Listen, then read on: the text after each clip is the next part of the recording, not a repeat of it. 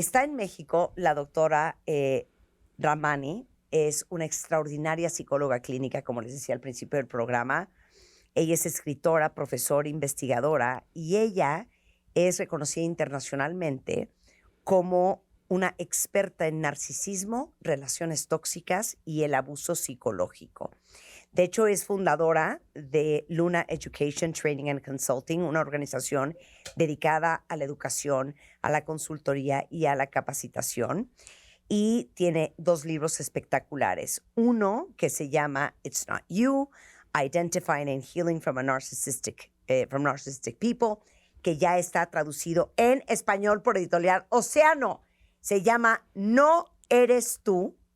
Identifica y sana tu relación con un narcisista. A grandiose introduction. It's such an honor to be here. We are obsessed with thinkers. We are obsessed with psychology. We are obsessed with having amazing voices with, from all around the world to enrich our audience and make us wiser. Thank you. Thank you so much. Thank you so much for being here. Thank you for having me. Thank you. Oh, thank you so much. So, well, let's start at the beginning. Yeah. What is being a narcissist? What does that look like? So what does that mean? It's tricky, right? Because a lot of people think this is a disorder, this is a diagnosis. It's a description of someone's personality. Okay, to be a narcissist is to be a person who has a narcissistic personality. Just like if I said you're conscientious, it would mean you have a conscientious personality. Does that make sense? Yeah. But what that word means is many traits and patterns, things like entitlement, arrogance, selfishness, extreme need for validation and attention, very little empathy for other people, just put themselves first. They don't manage their emotions well. If they get angry, they'll just explode. And this translates in their personality into behaviors. They're manipulative. They do a thing called gaslighting, which we can talk more about. They take advantage of other people. They betray other people. They lie to other people. And more than anything, they blame other people. So they'll do something bad and they'll blame someone else for the bad thing that they did. And so all of this together is who the person is. But here's the tricky part, Martha. The tricky part is narcissistic people can also be charming, charismatic, confident, seductive. They can have a lot of swagger, very attractive, very well put together. They put a lot of time and attention into how they look. So when you first meet them, if you don't know what you're dealing with, this might seem like the most interesting person in the room. How does that look in a relationship? So in a relationship initially, let's talk about an intimate relationship to start with, because that's often a place that a lot of people care about, right? So in an intimate relationship, we even talk about something called love bombing. Initially, it can look very seductive, very idealized. It feels like a fairy tale, right? The most fun, and you go out to fabulous dinner and you're having wonderful sex and they give you so much attention. Text, oh, good night, my princess. I love you, my queen. It's exciting, right? But at the same time, there are little things coming in there. Selfishness, they're angry quickly. They may, they may treat somebody else badly. They may come very late and blame you for that. Little things are happening, but there's all this other really nice stuff happening. The person's confused. Been there. Been there. I just had an Oprah aha moment with my Turkish boyfriend. Oh. I just realized he was narcissistic. And I'll give you a couple of examples and you tell me if it's right. This guy used to tell me, if I would say, oh, you know what? I'm dying to go on our next trip to Scotland. And he would say, no, we're going to Istanbul. You think you want to go to Scotland, but where you actually want to go to is Istanbul. Making me think that I'm not thinking right. Correct. Or that I'm crazy. That's right. Or that he knows better than me. That's right. And he's still offering you a trip. So if you say, but I want to go to Scotland, now he's going to say, oh, you're so selfish. I'm offering to take you on a fabulous trip to Istanbul. Everything has to be your way. So these people make you feel that you're crazy? Selfish, greedy, demanding, needy, difficult, and not enough. Okay. So what is future faking? Future faking is a common manipulation in a narcissistic relationship. A promise or a temptation about some future event is kept in place to either keep someone stuck in the narcissistic relationship or control their behavior in the narcissistic relationship. It can also leave a person feeling like you're not good enough. Like, well, at some point, maybe I'll marry you and da-da-da, but not now. Now it's setting you up. In the United States, we say we move the goalposts, right? It's setting you up to have to work harder to be worthy of this future event, right? So you think someday I'll be their wife. Someday we'll move into this house. Someday we'll take this vacation, holiday. So you stay in the relationship, even though now in your body, you're like, this relationship doesn't feel healthy, but that someday feels like the thing you want. It's so the you little stay. carrot. It's the carrot, but it's a big manipulative carrot. So that's one. Future faking. Yeah. And the other one is triangulation. It's triangulation. So here's a classical example in the narcissistic relationship, right? They are charming. They are attractive. It's a new relationship. You really are into them. You like them. What the narcissistic person will often do is involve a third person in the relationship. Now, early on... Excuse me? Yeah. Well, it's more psychological, right? So they'll do things like, my ex keeps calling me. She wants me back. Like, I was great to her. So now it's this idea of like, the ex misses him so much. So of course I need to work harder so I don't lose him because now she regrets losing him. It's probably all a lie, but he's saying that. Or they may flirt with someone in your presence. They may flirt with the restaurant server. They may flirt with the bartender. They may flirt with a and flight what's attendant. The purpose? To make you feel It's insecure? It's a power play. It's a control play. It's to basically, because now what happens is either you're going to ignore that, which most people are not going to do in the beginning of a relationship. Instead, you'll say, wait a minute, how could you? What are you doing? Well, now the narcissistic person almost gets a sense of power from your emotional reaction to that. It's almost you're showing, I care about you. Well, that definitely helps the narcissistic person calm down. And they'll say, why are you making such a big deal about this? What's wrong with you? Let me throw this at you. Could they use the mother? Oh, all the time. All the time. No? The time. He used to say things like, well, my mom is coming to terms with the fact that you're Latin and you're Catholic and that you're not, a Turkish Muslim. And so I used to remember me trying every time I met his mother to be like the best possible daughter-in-law that she could have imagined. So you were being trained. Yeah, exactly. But they always put you in that position of feeling that you need to do and be and work to get the love back. It's to earn. It's a transaction. Yeah, exactly. It's to earn. Exactly. That's what it is. Okay. So at the end, the summary is that what they make you feel is that everything that has to do with them, their love, their money, their attention, is something that you have to earn. That's right. And you always have to earn it. Listen, early in a relationship, it's sort of like, I want to fall in love. I want this person to fall in love with me. I want to hear the words, I love you.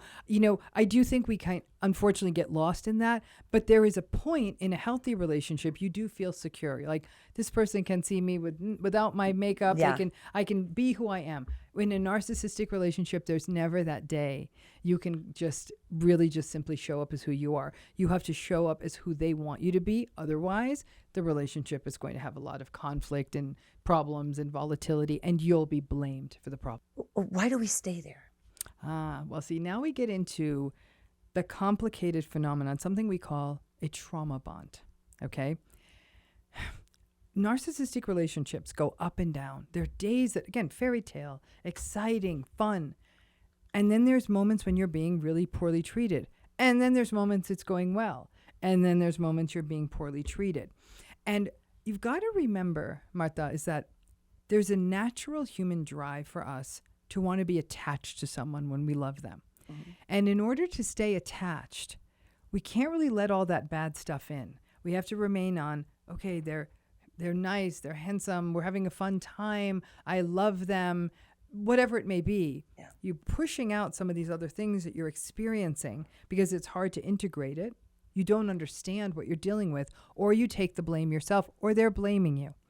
And so a person gets stuck for a lot of reasons, partly because they don't understand this, partly because when there's a bad day, they say, oh, but we'll go away for a nice weekend. Or just when you're having doubt, right? Then you do have a nice vacation. Say, but we had such a nice time. I don't want to end this. Then there's other issues. having a child, children with them, family, home, your money is together, your hope for the future, your family traditions. All of these things keep people stuck. But mostly, you know what the mistake people make? They think this person is going to change, and they're not. And when I, as a psychologist, talk to someone and say, listen, I'm going to tell you something. This pattern's not going to change. Starting from there, how do you feel about staying? People are still confused, but at least we move away that hope that this is someday going to get better. And also, I think there's this fantasy that if I change, if I do better, if I look prettier, if I'm more docile, if I am more subservient. I just go along. In the United States, we have a saying, I'm going to go along to get along. But this all results in something we call self-abandonment. You've completely quit yourself, abandoned your true self to make this relationship work. But Martha, I also want to make one other important point, is that a reason that people don't leave these relationships too is they don't feel safe. And what I mean by safe, I don't necessarily mean that I think that they think that the partner is going to violence, but they feel incapable. Sometimes they feel incapable, but they also are worried because there's a phenomenon called post-separation abuse. So if a person goes to the narcissistic person and says, I don't want to be married to you anymore. I want to get a divorce. I want to move out. What can start then is a long process of the narcissistic person saying terrible things to other people, including your family, stalking you, following you, showing up at your work, saying bad things to the children about you. So people have fear of the revenge because narcissistic people can be very vindictive. And people already don't feel very psychologically safe in these relationships. Yeah. But the idea of leaving feels even more unsafe when you put all of these things together. So is that the end? Can we leave? People leave Are all people the time. successful? People leave all the time, Martha. And let me ask you this first. How do you know enough is enough? And let me give you a little bit of my story. After I caught this guy cheating on me, he begged for 2 months straight. Sent flowers, airplane tickets. There's a name for that. What? It's called hoovering. You have a name for everything. We got a name for dear. everything, girl. You got a name for everything. What is hoovering? Hoovering is trying to suck a person back in. It's the UK name for a vacuum cleaner. Hoovering, trying to suck you back in. Oh my God. Es que, como de la aspiradora Hoover, hoovering, que es succionarte de regreso. That's what he did. That's what, yep. So when I got back, he took me and the children to an amazing trip, okay? And so, like, we were sitting at the beach, look at the moon, and he would say, what a beautiful moon. And my immediate answer was, yeah, as beautiful as you fucking that woman, ba, ba, ba, ba, ba, ba, ba. I would go crazy. Like, that's the only thing I talked about. I would whine about it all day. And then, a week later, I sat down and thought, I do not want to become this person. Yeah. I cannot surrender my power to this man in turning me into a woman I don't want to be, number one.